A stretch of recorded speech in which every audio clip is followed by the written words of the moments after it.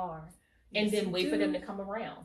You cannot love somebody and like have expectations. You can't at all. That's like giving money away. Yep. You got to just know it ain't coming back. Yep. We just have.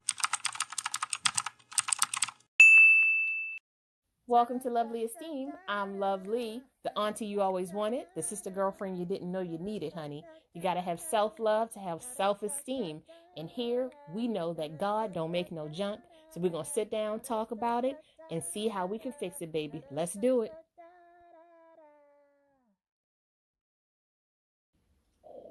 So, the healing through conversation.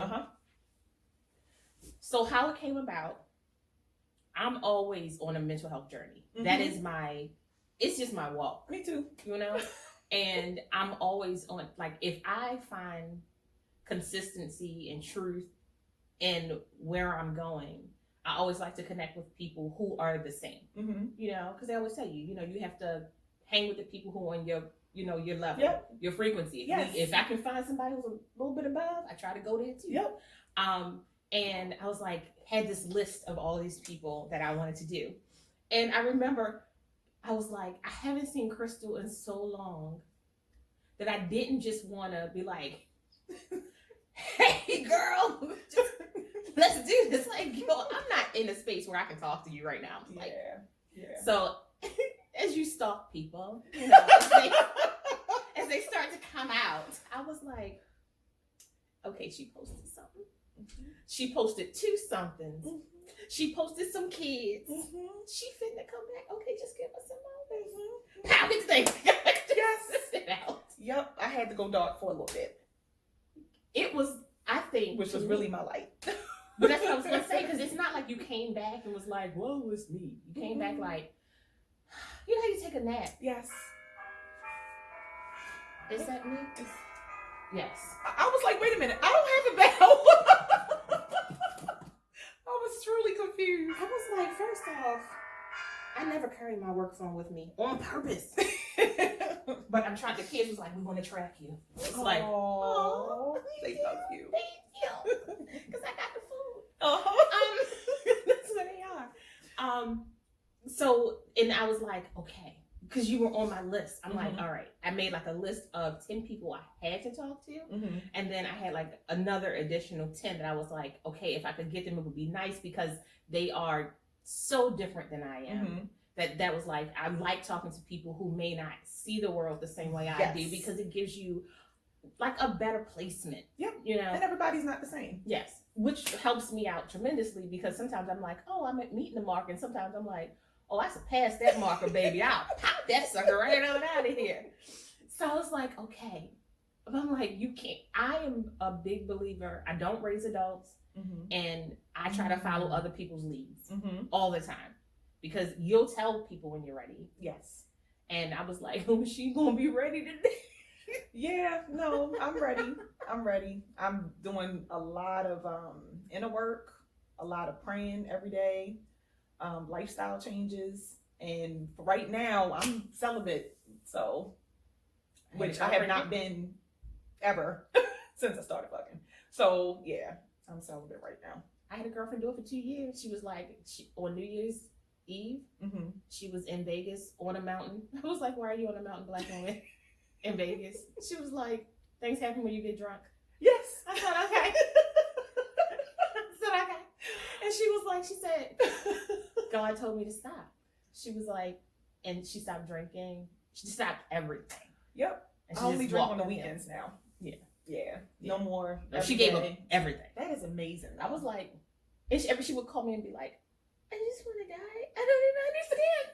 She was like, so this cute guy said hello to me. I was like, danger, danger. It's just, they're just sitting in red flags for you. Yep. She was like, I know. So I called a friend. I phoned a friend when it's getting too much. Yep. I phoned a couple of my girlfriends last month. Like, oh my God, I want to hit send. I have typed text messages to people that I know that I should not be contacting. Just because, you know, after a certain point in the month, you want to live a life. Yeah. A real big life. Nah, it just doesn't align anymore with where I want to be. And I'm just like, I can't keep doing the same thing. Loop in that same circle. I'm just done.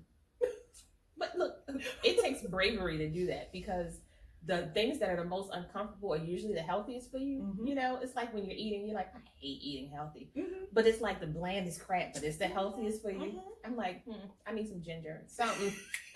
Figure this out. We're going to do this. Yup. So that was the reason why I started it. And when I was doing the previous podcast I was doing with my brother, I was like, okay, I knew that I wanted to do something a little bit different because I'm very personable in how I present myself. I'm not the person who's like running out on stage screaming, look at me. Like, yeah. I'm like, you'd be like, why her knees still knocking? I don't know. But if you all could sit down, I will feel so much better. Yes, you know? Yes. So I was like, okay. And when you said yes, I'm like, thank you. Because you were totally one of the people that I wanted to speak with. I love your vibe. I love how, my big thing is, I love people who are as true to themselves as they can be at the time. Mm-hmm. And I love people who care about other people even when the other people don't appear to care about them. Mm-hmm. Because sometimes you have to love people where they are and then wait for them to come around. You cannot love somebody and like have expectations. You can't at all. That's like giving money away. Yep. You got to just know it ain't coming back. Yep. You just have to be yourself. And if you're a loving person, just be that loving person and do not expect anything back. Because you just be disappointed some of the time. A lot of the time. And you be like trying to hold it in, but your face be sour. Girl, let me tell you, I've got stories for days with that. You know, so like that was my big thing. And I'm like, and I love that you still work on and always aspire to be like your true higher self. Yep. You know? And sometimes I get it wrong. A lot but of the I times think we're supposed to get it wrong because usually the stumbles is where you find like the jewel, right? You know, it's like you like on the ground crying and you like, what is that? When I tell you, like I literally balled myself up on the floor and was just like, I just cried. Like it was a scream cry. My eyes were swollen shut. And then the next day I'm like, okay, how we gonna fix this one day at a time? Yeah. Not going over what I did and why I did it. And I'm not doing that no more. Like it just was time. Yes. My mother always calls that like she always says it's like your visceral reaction. Like at the end of the day, that part of you that is like in need, if you don't scream it out, I used to get in my car, drive to like the end of like a Walmart or Target and scream like I know that if anybody went past me, they was like 911 on this chick right here. You know what? You probably but it felt so good. I did, girl. I would crank back up. Yep. And be like, like you just didn't, like you just weren't screaming. I mean, like, you know, and I was like, I really need to do something about that. But I wasn't prepared because it's hurtful to challenge yourself when you think you're doing it right. Yep. You know, and I was like, oh, I'm a challenger. I'm like, my Aquarius is like, you ain't doing it right. You ain't doing it right. But you talking to yourself. You know that's not right. I have the best conversations with myself. I'm telling you. And I answer them. I answer myself and be laughing. And I'm like, okay, this is the part where you need to like calm me down. Because somebody gonna knock on the door and be like, who are you talking to? Me. A whole me. Yep. I'm telling you. So there are 12 questions. Okay. You answer the questions as you see fit. Honestly, I think that if you go off the rail, that's the best for me because I like people to feel connected. And that's what this series is about. Okay. We ask the same questions. You kind of get similar reactions to some things. Other things are just lessons that we all have that we don't know sometimes that we have them, you know? So, okay. All right. So Miss Krystle Brown, please introduce yourself. My name is Krystle, former singer. I had to let that go, which is great. Dancer. I will always be a dancer. Business owner. I'm stepping into that. Sometimes I can't believe that I created, you know, the medical billing business. It wasn't intended to be what it is now. And IT professional and a mother, you know, friend, daughter, all those things. She said a business owner, you know. As the kids do with their little swirly ends. I'm just saying. I'm mama. I didn't listen. I ask every day, like, oh my gosh, I created that business to supplement the income, when I was married before because he was starting a business. Mm-hmm. So I'm like, okay, go ahead, start the business. It's going to take about 5 years to start making money, but I still need those coins. So let me just start something on the side. And it grew like from one client to now about 8. That's really good. Yeah. Your whole brain It scares bursted. me. Your brain's like, what? What are we doing? It scares me. So, but that's the scary. Look, the scary part is the best part. Yes. Because you're like, they're still coming. Yes. Like, instead of being like, yes. why are you not coming no more? Yeah. Be like, yeah, come on. I need to hire somebody else because I ain't doing this all day. Yep. What event or events occurred today that made you happy or proud? What events that make me happy and proud? I will have to say this latest breakup, just to be honest.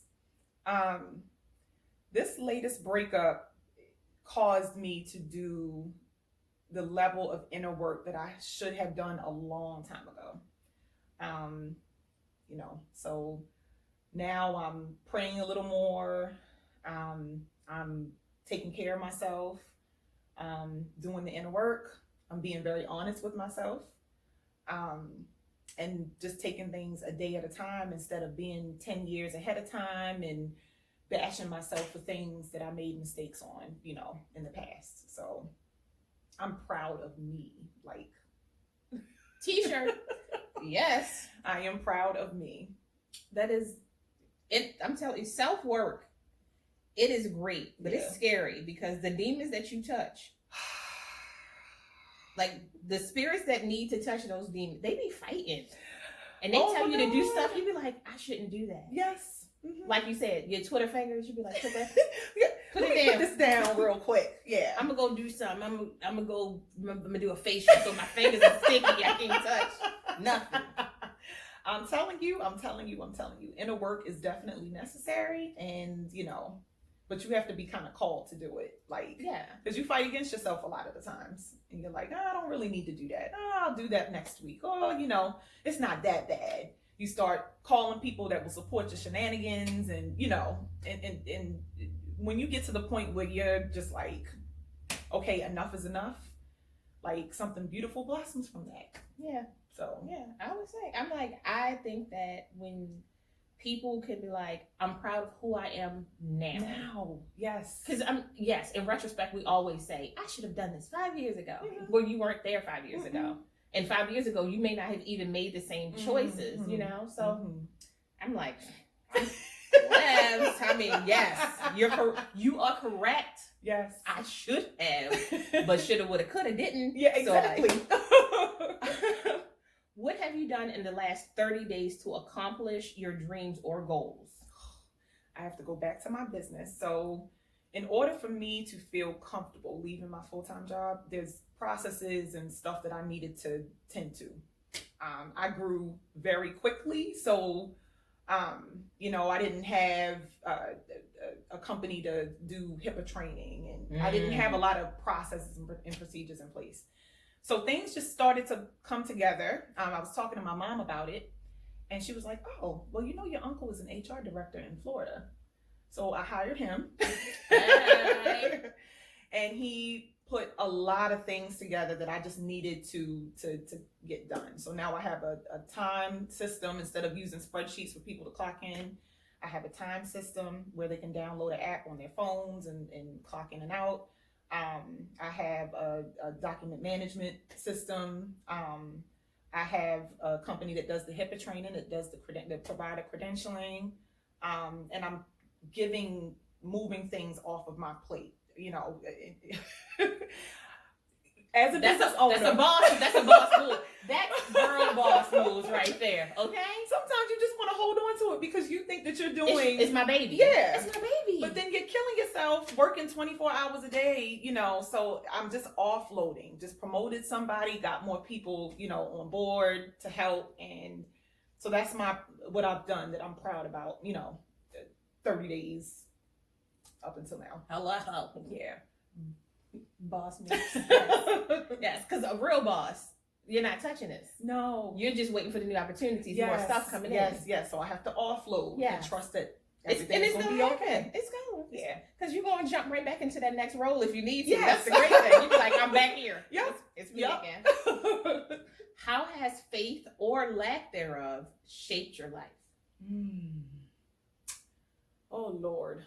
So faith has definitely shaped my life, and lack of faith has definitely shaped my life as well.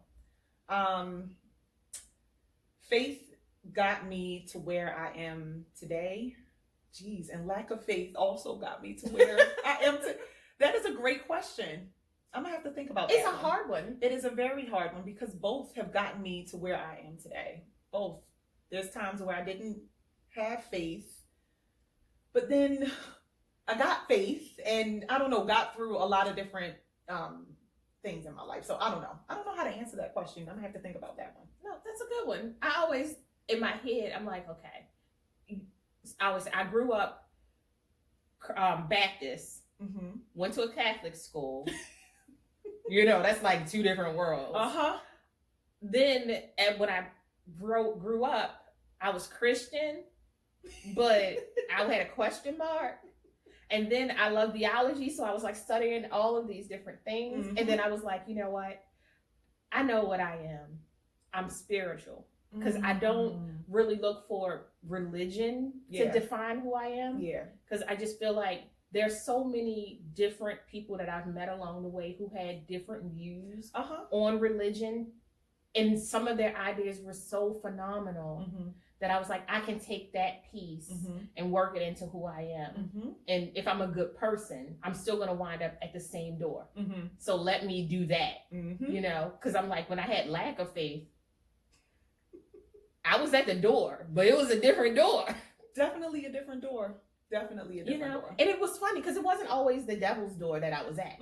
Like sometimes I was probably at the back door of the door that I needed to be at, waiting for something, like questioning why I wasn't receiving this gift because I'm a good person. It's like, go sit down. If you have to say you're cool, you're not cool. You know what I mean? Yes, I know what you mean. And that's absolutely where I was. Okay. Name three positive things about yourself. Okay. I think I'm a good person. That's one thing. Jeez, my therapist is gonna kill me. Everybody's struggling with this. So yes, I'm a good person. I don't know. I got to think about that one too. Because, being a good person is all encompassing. So. Nah, but you can define who you are. I think we were raised to be modest as women. Yes. And so when you are talking about yourself, it feels very braggish. Yes. And so we are taught to you don't brag about yourself. You don't talk about yourself. I'm like, but who else is bigging you up in the mirror? Yes. Well, I have to say that I am determined as well, which is a good attribute. So a good person, I'm determined, and I'm humble. I'm very humble. Yes. What I'm saying is she's a boss lady. She got a daughter who is Debbie Allen in the making. I'm just saying, things you were so taught to, that's a narcissistic person. I'm like, no. Yeah. You're supposed to big yourself up. I know. It's just sometimes, in the state of the where we are right now, when you big yourself up, it sometimes feels like. Yeah, because they're muting you. And don't let people mute you. Yeah, I know. Have you ever struggled with mental health issues? Yes. Absolutely. I have struggled with anxiety all my life. I do think that, it's definitely hereditary, but then things happen in your life that kind of makes it a little worse. So anxiety, bouts of depression, yes. And when you're going through those bouts of depression, do you know the signs for yourself, like the triggers that hit you so that you can work on pulling back? Yeah, I start to self-sabotage a lot when I'm depressed. Mm-hmm. That's a good one. That's a good one. I start beating myself up, like not physically, yeah, but mentally, just which is worse. Definitely beating myself up. Like, why did you do that? This is just stupid, blah, blah, blah, blah. So when I feel myself, going deep into that, I gotta quickly pull myself out of it, because if I don't, it's a train wreck. It's a dark place. Yeah. Yeah. That's a good one. Self-sabotage. Yes, I self-sabotage all the time when I'm in those dark spaces. So now I'm trying to set up a life where I visit those spaces anymore. Mm-hmm. So yeah. That's a good one. I like that one. Yeah. How are you coping with the pandemic? I am actually fine. I needed to slow down. I needed to slow down a little bit. I was teaching my fitness classes, running here and there to other people's classes, still taking care of my business, didn't have all the adequate help, working full time, running my daughter to dance classes, doing things with my son, trying to date. I was all over the place. And this pandemic has definitely kept me home a little bit, a lot. It put its whole fingers in it. And like for me, it was a part of my spiritual transformation. It like caused me to have to sit down and just focus. So I've been able to get a lot of things done. Good. Yeah. Yeah. That's and address my mental health as well. At first, like I said, I was initially like crazy, but I think I was crazy because when you think something's going to harm the people that you love, you tend to go into like that like mama bear stage. Yeah. And when I came out, I actually calmed myself down because I was text messaging, checking on everybody. And one of my girlfriends, she was like, I am in my backyard just relaxing. Yep. And I was like, we relaxing? And then I had to be like, Lee, go sit in your green space. Yep.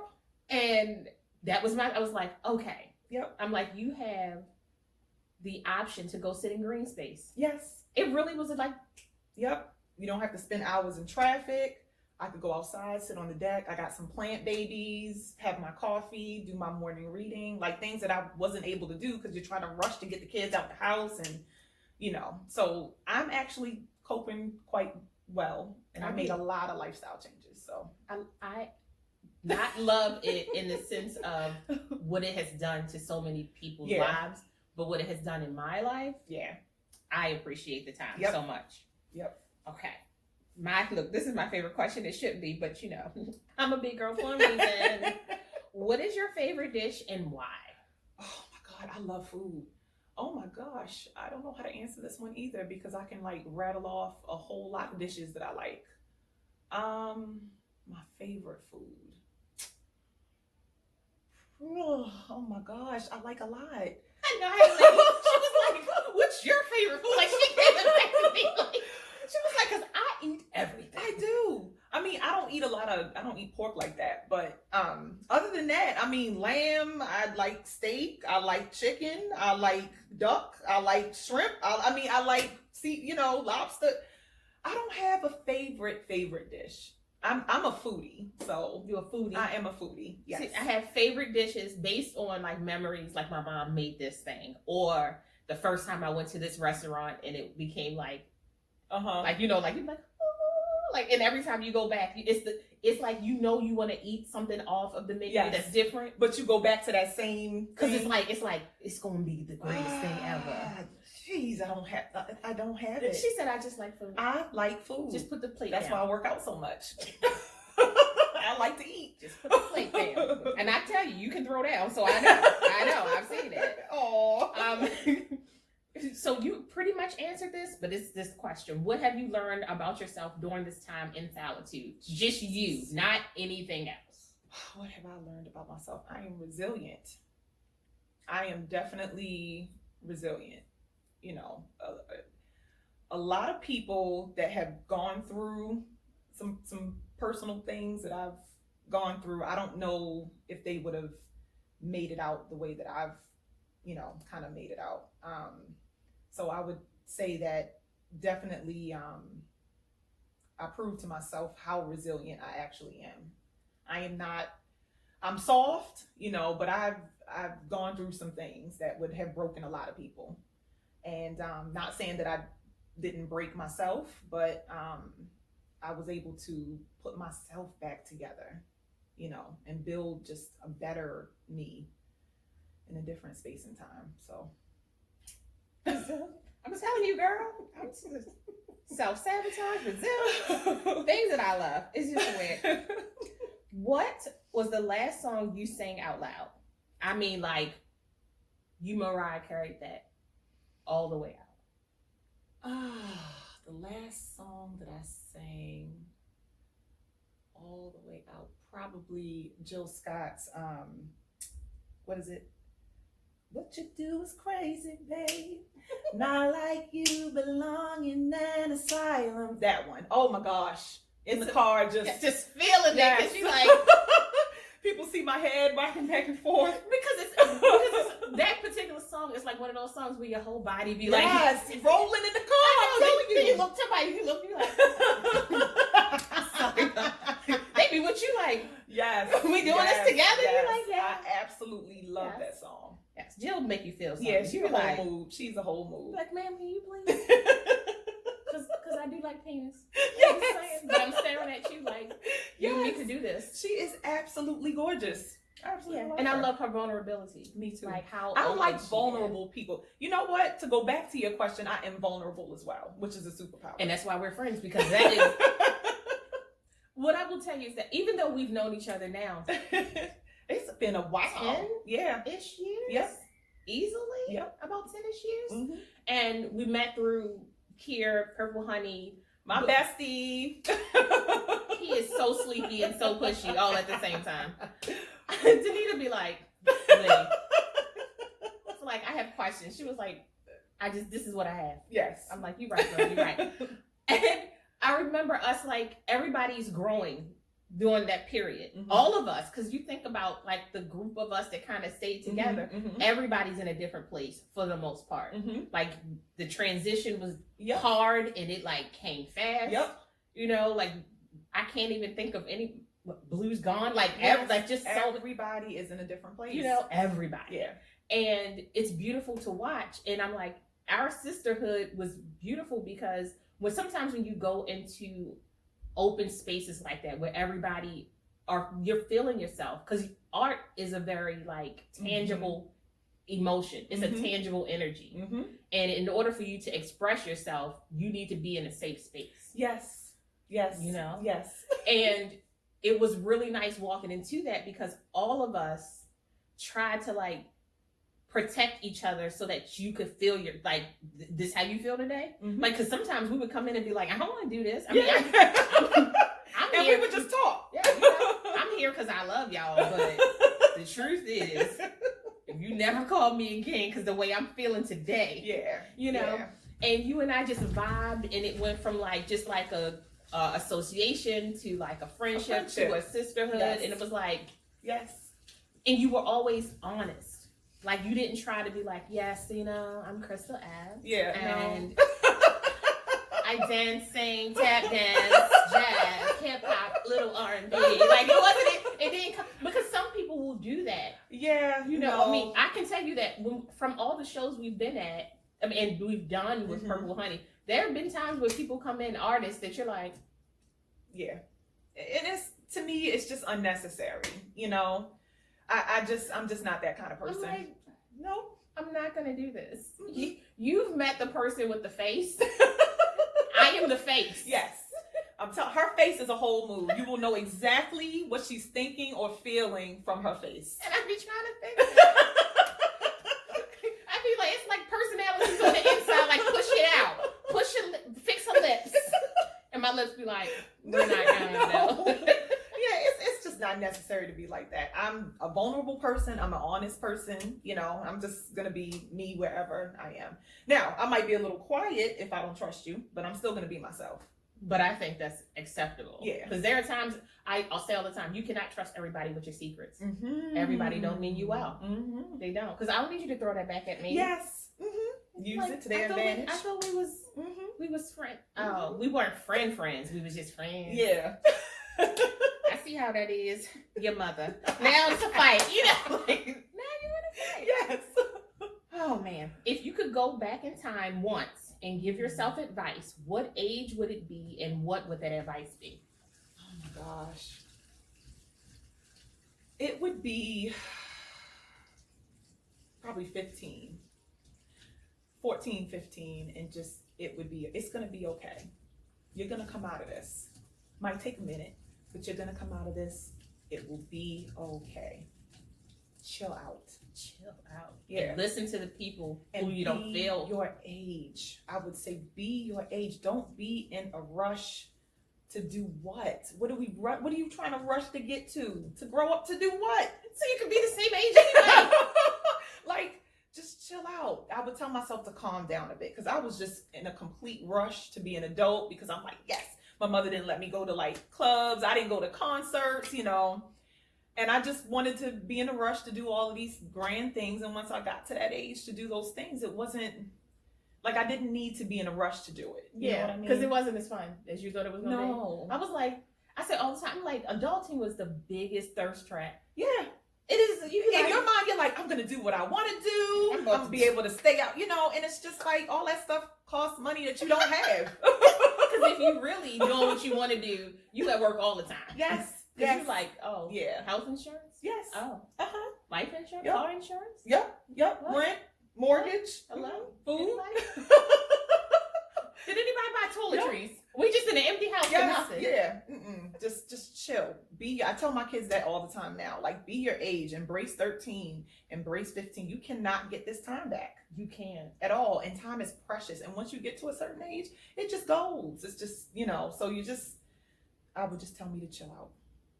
It's so different. I always say, I know that and it's generational a lot. Because, you know, I was saying to my husband the other day, I'm like, I had to like count down.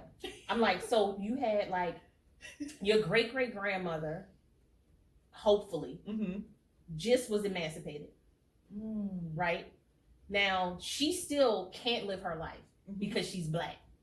And then she has children, and all she can do is pass down through genetics, and what she knows is fear, and you got to work hard. You got to work harder than everybody else, and that's what's beaten into us. And then the next generation is kind of like I'm going to be educated because my education is going to take me far. But they're still stuck in the don't get beat, don't get hanged. And then you have the next generation that's like stuck in the gluttony phase, that like 60s, 70s, 80s, like once you kind of like start feeling yourself, you had to have the biggest you didn't save your money. You didn't, generational wealth wasn't even a thought, you know? And then we came along. So now we are trying to like forge this. We're going to have generational wealth. We're going to know our Black ancestors. We're going to know where we came from. Then we start learning where we came from, and we start realizing that the money is hard. And then we realize we still got to fight it. And we realize we still being hanged and shot. And then we try to have our babies, and we're like, hey, we are just going to stay home. You know, and then it makes it harder for them because now their generation are dealing with they're having therapy literally from the XY chromosomes of 5, 6, 7 generations before us. Yes. And they're trying to figure out why do they have so much anxiety? We gave birth to that. You can't live fearful. You know, so I agree. I'm wholeheartedly. And the last question, what do you say to the people you love before you hang up the phone? I just say love you. And it depends on the person too. Most of the time it's love you. Some of the time is I appreciate you, you know. But between those two, just I love you and I appreciate you. That's nice. Yeah. And it was funny. One of my girlfriends was like, I think you want me to say that. I say I love. I was like, no. My best friend says peace. It took me forever. You know, I say peace too to some people. And it was funny because, but that was her I love you. And it took a long time for me to understand that because she'd be like, peace, and then hang up. I'm like, hello? But I love you. Yes, I say I love you to my friends too. And now she'll be like, all right, love you, get off the phone. And then she'll call me back and be like, did you hear me say that I she love wants you? her acknowledgement. I was like, I said, I heard you. She was like, your mama say I love you all the time. I was like, I can't think of a time when she didn't say that, even probably when she didn't feel it. But, you know, just like trying to beat what she doesn't know into her. Because she came, like, my grandmother had a 3rd grade education. Yeah. And she had 8 kids. Mm-hmm. And my mom and I had 2 kids graduated school. Wow. Everybody else was like, well, you know, these streets. Everybody has their own path, you know. And it wasn't even. And I always say, I'm like, and they had the hardest life because they were trying to become something that they didn't even have an example for. Wow. You know. Mm-hmm. And I think that's a huge reason why I do this and like to interview people, because I like people to see people who look like us. Mm-hmm. Go through, yes, come out on the other side, yes, or still be in the midst of it. Yes. Like, yep, it's going to be a lifelong journey for me. Like, the growth is never going to stop. Me trying to educate myself and, you know, just get my mental health together. That's a lifelong journey. It just doesn't stop, because it's a relationship. Yeah, and you have to feed that relationship and water that, and hope that whatever you learn now can kind of trickle down into the next generation. Yes. Like, hey, it's okay to talk about it. Yes. And not have them look at you like, yeah. Mm-hmm. So you want me to talk about my feelings? You know, I hear people with kids. Yeah, you know, your kids will feed you back some stuff. You be like, I thought we were doing good. You be like, no, we didn't do good. I'll tell you. We didn't do good. Yeah. It's terrible. It is. You be like, but I thought that, you know, you and I, we were in a relationship. I mean, a situation. I mean. Yeah, I will tell you that my kids are way more expressive to me than I was with my mom. Because, you know, back then, you were definitely, you know, seen and not heard. Yes. That is the most hurtful thing. The answer would just be no. Or sometimes it wouldn't be an answer. You know, if you ask for an explanation for stuff and, you know, they didn't feel comfortable explaining that thing. You got tapped in your lips, but you didn't even know that hit came. Yes. Just and then carry on. You're like, you better not cry. But it hurts. But it hurts. I mean, but so yeah, I definitely allow them to express themselves. I think that is very important. It is so important, especially in this artsy group. You don't even know the artsiness that's in this household. The art history in this household is amazing. My gosh. Yeah. So, that thing is expressive. It is. But I appreciate you doing this. You don't even know. I was like so excited.